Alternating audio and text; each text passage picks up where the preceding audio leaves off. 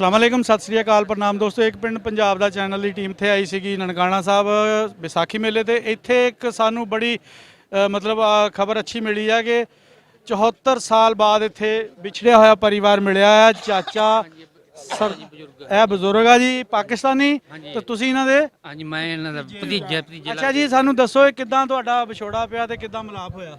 47 ਚ ਇਹ ਟੁਰ ਗਿਆ ਸਾਡਾ ਵਾਲਦ ਰਹਿ ਗਏ ਇੱਥੇ। ਅੱਛਾ ਉਸ ਤੋਂ ਬਾਅਦ ਇੱਕ ਦੋ ਵਾਰ ਗਏ ਆ ਉੱਥੇ ਇਹਨਾਂ ਮਿਲਣ ਵਾਸਤੇ ਮਿਲਣ ਵਾਸਤੇ ਗਏ ਉਸ ਤੋਂ ਬਾਅਦ ਫਿਰ ਹੁਣ ਮੇਲ ਹੋਇਆ। ਕਿੰਨੇ ਸਾਲਾਂ ਬਾਅਦ ਮੇਲ ਹੋਇਆ? ਤਕਰੀਬਨ ਕੋਈ 65 ਕੁ ਸਾਲ ਹੋ ਗਏ ਨੇ। 65 ਸਾਲ ਬਾਅਦ ਤੁਹਾਡਾ ਉਦੋਂ ਬੱਚੇ ਬਚਪਨ ਸੀ ਇੰਨਾ ਕੁ ਜਦੋਂ ਮੈਂ ਗਿਆ ਸੀ ਆਪਣੇ ਮਾਂ ਪਿਓ ਨਾਲ। ਅੱਛਾ ਉਸ ਤੋਂ ਬਾਅਦ ਹੁਣ ਮਿਲੇ ਨੇ। ਠੀਕ ਆ। ਹਾਂ ਤੇ ਤੁਹਾਡਾ ਰਾਬਤਾ ਕਿਦਾਂ ਹੋਇਆ ਵੀ ਸਾਡੇ ਭਤੀਜੇ ਉੱਥੇ ਬੈਠੇ ਆ? ਉਹ ਰਾਬਤਾ ਸਮਝੀ ਕਿ ਟੈਲੀਫੋਨ ਤੇ ਰਾਬਤਾ ਹੁੰਦਾ।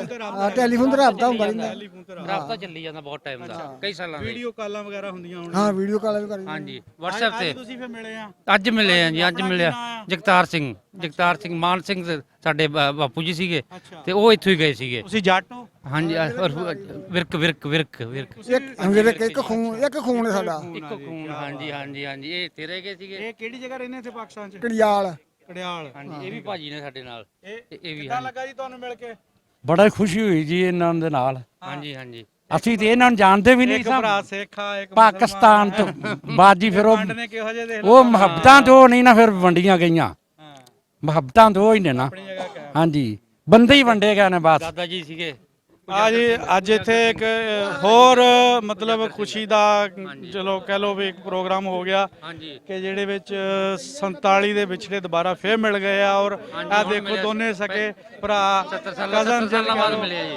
70 ਕਿੰਨੀ ਸਾਲਾਂ ਬਾਅਦ ਖੁਸ਼ੀ ਦਾ ਟਾਈਮ ਆ ਔਰ ਕਿੰਨੇ ਬਹੁਤ ਲੱਗਿਆ ਜੇ, ਬਹੁਤ ਸੋਹਣਾ ਲੱਗਿਆ।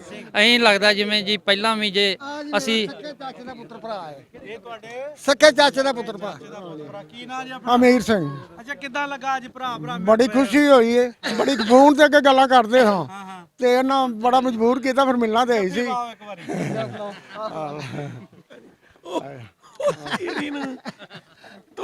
ਔਰ ਭਾਈ ਸਾਹਿਬ ਹੋਰ ਠੰਡ ਪੈ ਗਈ ਫਿਰ? ਮੈਂ ਨਸੀ ਨੇ ਠੰਡ ਪੈ ਗਈ। ਅੱਛਾ ਤੇ ਹੁਣ ਕੀ ਗਾਹਾਂ ਇਰਾਦੇ ਆਪਣੇ? ਆ ਜੀ ਮਾਸ਼ਾਅੱਲਾ ਜੀ ਮਾਸ਼ਾਅੱਲਾ ਰਿਸ਼ਤੇਦਾਰ ਇੱਕ ਦੂਜੇ ਨੂੰ ਮਿਲ ਰਹੇ ਆ। ਆਪਣਾ ਕੀ ਨਾਮ ਸਾਡੇ ਚਾਚਾ ਜੀ ਮੇਰਾ ਨਰਿੰਦਰ ਕੌਰ ਹੈ। ਨਰਿੰਦਰ ਕੌਰ ਹੈ। ਅਸੀਂ ਸਾਰੇ ਪਿੰਡ ਦੇ ਸਾਡਾ ਪਿਛਲਾ ਪਿੰਡ ਚਲੋ ਬੇਟਾ ਪਹਿਲਾਂ 1 ਮਿੰਟ ਆ ਦੇ ਕੇ ਦੁਕਾਨ ਤੇ ਆ ਛੇਤੀ ਦੇ ਆ। ਕਿੱਦਾਂ ਹੁਣ ਗਾਂ ਦਾ ਫਿਰ ਕੀ ਸੋਚਿਆ ਆਪਣਾ ਆਣ ਜਾਣ? ਅਣਜਾਣ ਦਾ ਹੁਣ ਇਨਸ਼ਾਅੱਲਾ ਕਾਗਜ਼ ਕੱਢਣਗੇ ਤੇ ਮੈਂ ਜਾਵਾਂਗਾ। ਬਾਅਦ ਮਿਲ ਲਿਆ ਤੇ ਫਿਰ ਵੀਜ਼ਾ ਇਹਨਾਂ ਦਾ ਲਵਾਵਾਂਗੇ। ਹਾਂ ਜਾਵਾਂਗੇ ਇਨਸ਼ਾਅੱਲਾ। ਇਹ ਜਾਣਗੇ ਫਿਰ ਜਿਵੇਂ ਅਸੀਂ ਆਏ ਹਾਂ ਹੁਣ ਮਿਲੇ ਹਾਂ ਹੁਣ। ਹਾਂਜੀ ਹੁਣ 47 ਦੀ ਵੰਡ ਨੇ ਥੋੜਾ ਜਿਹਾ ਪਿੱਛੇ ਹਟੋ ਜੀ। 47 ਦੀ ਵੰਡ ਨੇ ਮਤਲਬ ਇਸ ਤਰ੍ਹਾਂ ਦੇ ਖਾਨਦਾਨ ਹਜ਼ਾਰਾਂ ਦੀ ਤਾਦਾਦ ਨਾਲ ਜਿਹੜੇ ਇੱਕ ਦੂਸਰੇ ਤੋਂ ਪਿੱਛੇ ਕਰ ਦਿੱਤੇ ਆ। ਵਿਛੜ ਗਏ। ਫਿਰ ਤਾਰਾਂ ਲੱਗ ਗਈਆਂ, ਬਾੜਾਂ ਬਣ ਗਈਆਂ, ਉਹਦੇ ਨਾਲ ਆਣ ਜਾਣ ਮੁੱਕ ਗਿਆ। ਲੇਕਿਨ ਤਾਂਗ ਨਹੀਂ ਮੁੱਕੀ ਹੈਗੀ, ਇੱਕ ਦੂਜੇ ਨੂੰ ਮਿਲਣ ਦੀ ਤਾਂਗ ਨਹੀਂ ਮੁੱਕੀ। ਇਹ ਮੁੱਕਣੀ ਵੀ ਨਹੀਂ ਜੀ। ਖਿੱਚ ਇਹ ਮੁੱਕਣੀ ਵੀ ਨਹੀਂ। ਖਿੱਚ ਪੂਰੀ ਰਹੀ ਹੁਣ ਤੱਕ। ਇਹ ਖਿੱਚ ਮੁੱਕਣੀ ਵੀ ਕੋਈ ਨਹੀਂ। ਹਾਂਜੀ ਅੱਛਾ ਇਹ ਨਹੀਂ ਮਹਿਸੂਸ ਹੁੰਦਾ ਵੀ ਸਾਡੇ ਉਹ ਸਰਦਾਰ ਆ ਅਸੀਂ ਮੁਸਲਮਾਨ ਆ? ਕੋਈ ਨਹੀਂ ਜੀ ਇੱਥੇ ਇਕੱਠੇ ਰਹਿੰਦੇ ਰਹੇ ਨੇ। ਅਸਾਂ ਤਾਂ ਵੱਡਿਆਂ ਕੋਲ ਹੀ ਸੁਣਿਆ ਨਾ। ਇੱਥੇ ਕੋਈ ਪਤਾ ਨਹੀਂ ਸੀ ਕਿ ਆ ਮੁਸਲਮਾਨ ਸਨ, ਈਸਾਈ ਸਨ ਜਾਂ ਸਰਦਾਰ ਸਨ।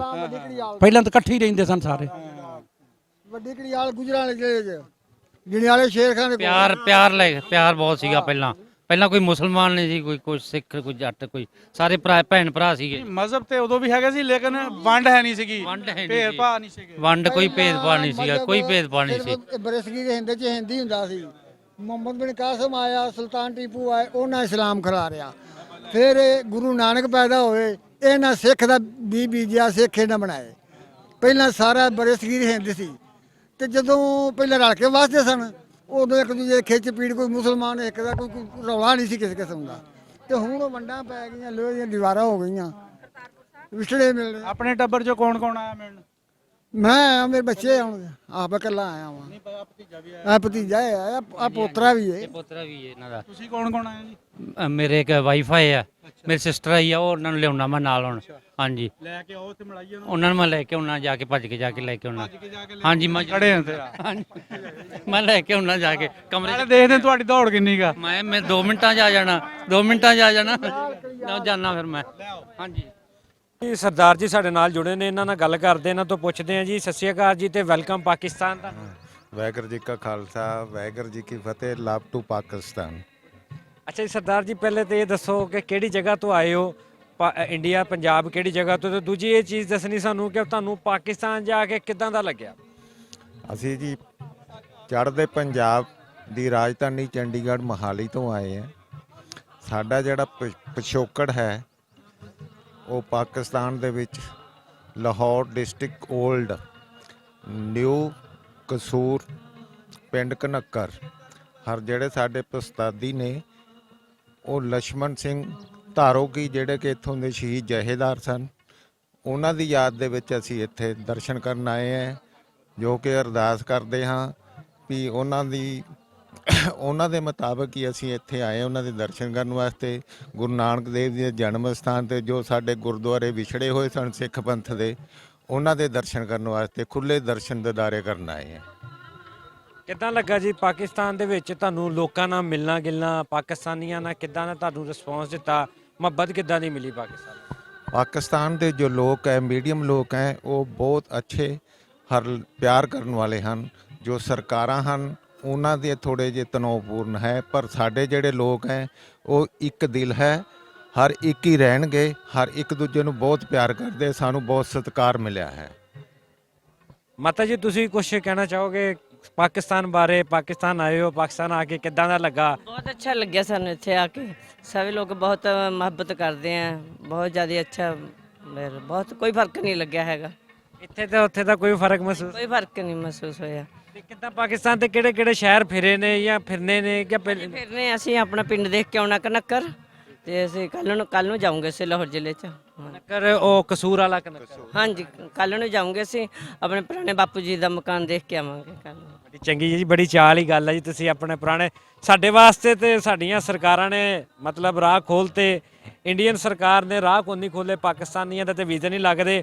ਅਸੀਂ ਵੀ ਤੁਹਾਡੇ ਤਰ੍ਹਾਂ ਆਪਣੇ ਪਿੰਡ ਪਿੱਛੇ ਵੇਖਣ ਨੂੰ ਤਰਸੀਦਾ ਕਿ ਅਸੀਂ ਗੁਰਦਾਸਪੁਰ ਜਾਈਏ, ਕਿਤੇ ਜਾ ਕੇ ਪਿੰਡ ਆਪਣੇ, ਤੇ ਬੜੀ ਮੁਹੱਬਤ ਹੈ ਜੀ। ਇਦਾਂ ਲੱਗਦਾ ਹੀ ਨਹੀਂ ਕਿ ਇਹ ਦੂਜੇ ਮੁਲਕ ਤੋਂ ਆਏ ਆ ਤੇ ਅਸੀਂ ਪਾਕਿਸਤਾਨ ਤੋਂ ਤੇ ਇੰਡੀਆ ਤੋਂ। ਇਦਾਂ ਰਚੇ ਮਿਚੇ ਇੱਕ ਦੂਜੇ ਦੇ ਨਾਲ ਮੁਹੱਬਤ, ਕੋਈ ਚੱਕਰ ਹੀ ਨਹੀਂ ਹੈਗਾ ਕਿਤੇ ਜਿੱਦਾਂ ਟੀਵੀਆਂ ਤੇ ਮੀਡੀਆ ਜਾਲੀ ਮੀਡੀਆ ਵਹਾਉਂਦਾ ਵਾ, ਇੱਧਰ ਦਾ ਵੀ ਤੇ ਉੱਧਰ ਦਾ ਵੀ, ਜਿੱਦਾਂ ਵਿਛੋੜੇ ਪਾਉਣ ਦਾ ਅਸਲ ਜਿਹੜਾ ਫਸਾਦ ਦਾ ਘਰ ਇਹੀ ਮੀਡੀਆ ਹੀ ਹੈਗਾ।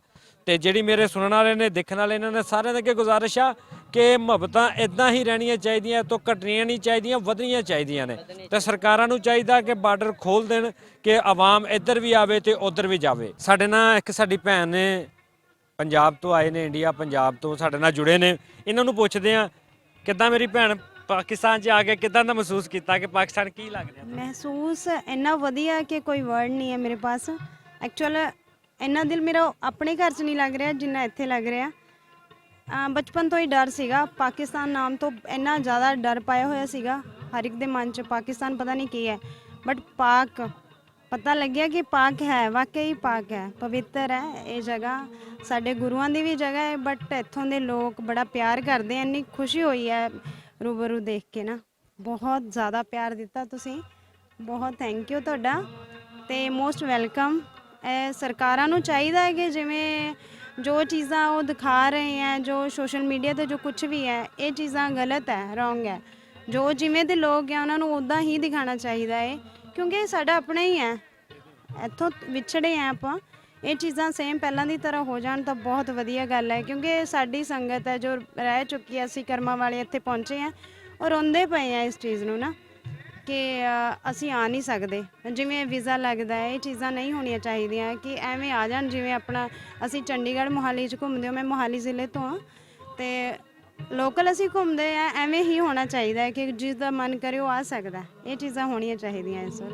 ਸਾਡੇ ਨਾਲ ਭੈਣ ਸਾਡੀ ਜੁੜੀ ਸੀ, ਦੱਸ ਰਹੀ ਸੀ ਕਿ ਪਾਕਿਸਤਾਨ 'ਚ ਆ ਕੇ ਬੜਾ ਇਹਨਾਂ ਨੂੰ ਚੰਗਾ ਲੱਗਾ ਔਰ ਬਿਲਕੁਲ ਹੀ ਫਰਕ ਨਹੀਂ ਲੱਗਾ ਕਿ ਪਾਕਿਸਤਾਨ 'ਚ ਫਿਰ ਰਹੇ ਜਾਂ ਆਪਣੇ ਹੀ ਕਿਸੇ ਜ਼ਿਲ੍ਹੇ ਦੇ ਵਿੱਚ ਫਿਰ ਰਹੇ ਆ।